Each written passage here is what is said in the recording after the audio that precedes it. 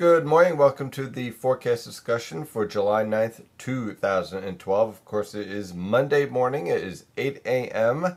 and we are much cooler and much less humid than what we were the past week. That is for sure. I mean, temperatures are already in the mid 60s to lower 70s for the most part. The dew points range from the mid to upper 50s, lower 70s in Atlantic City. I'm going to show you why in just a few seconds. But for the most part, what are we dealing with? We're dealing with tranquil weather conditions with some variable cloud cover. When we take a look at the radar, you can see that we have areas of showers over extreme southern New Jersey. Basically from Atlantic City on south through Cape May, New Jersey, we're dealing with a few scattered showers, heavy at times. And that rain builds all the way back through the Washington, D.C. area and will continue to stream over extreme southern New Jersey throughout much of today. And pretty much get used to this pattern all the way through Thursday, with dry conditions for the most part over the New York City metropolitan area and for much of the Philadelphia metropolitan area. However, as you head south of the Philadelphia metropolitan area, your threat for showers will increase exponentially. So why is that the case? Well, the story really shows up really nicely on the water vapor satellite picture. You can see we have a stationary front that is pretty much hung up around the Washington and Baltimore metropolitan areas that extends out into the Atlantic, and we have waves of low pressure via disturbances moving along the stationary front.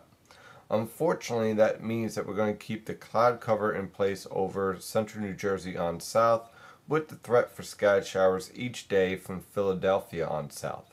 For today, the disturbances are moving in such a way that will keep much of the showers over extreme southern New Jersey, while the rest of the Garden State and the rest of the New York City and Philadelphia metropolitan area remains high and dry with much less humidity and temperatures much closer to normal in the lower to mid 80s along the coast and mid to upper 80s away from the coast. Now this shows up really nicely on the latest observations. This blue and white stands for dew points below 60 degrees Fahrenheit, which is generally dry for this time of year.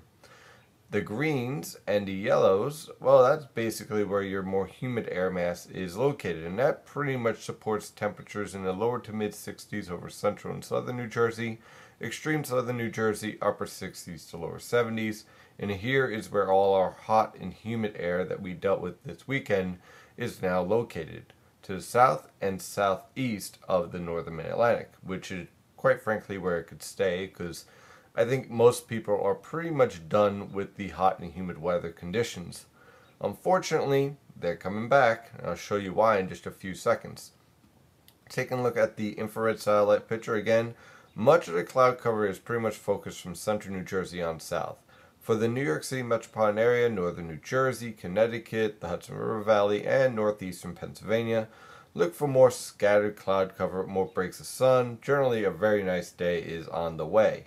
If you're in central southern New Jersey and southeastern Pennsylvania, basically expect variable cloud cover with the best potential for showers being over southern New Jersey, generally south of Atlantic City. So if you're north of Atlantic City, really it's not going to be all that bad of a day. Deal with some cloud cover, but low humidity and comfortable temperatures. Not bad for a July day. So let's take a look at the forecast using the European model guidance from the Penn State EWAL website, one of the best websites out there for model data. And you can see for this evening, we're going to continue to be in between this building Bermuda high and this trough over eastern Canada. Now this trough is eventually going to start to give way.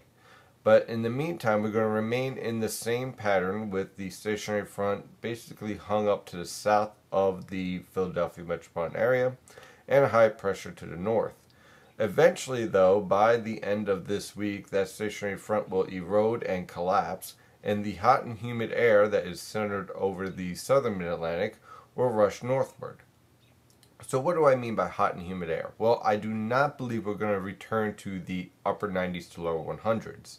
But what I do expect as we head into the weekend is our temperatures to rebound into the upper 80s to mid 90s for highs. Our humidity is going to jump up exponentially from the upper 50s to lower 60s into the upper 60s to mid 70s. Well, lower 70s, more likely mid 70s in some locations, let's say around southwestern New Jersey. And that's going to lead to a very hot and humid air mass. And the Bermuda high basically just becomes established on through this weekend and into next week, with basically the same pattern repeating itself all the way through the weekend and into early next week, with hot and humid weather conditions in the afternoon, an isolated threat for a strong, possibly even severe thunderstorm via mid-level disturbances. Very hard to forecast, but definitely expect an afternoon thunderstorm each day for your location, and also expect very humid weather conditions returning. So if you're hoping for a prolonged break in the hot and humid weather conditions, unfortunately I have some bad news.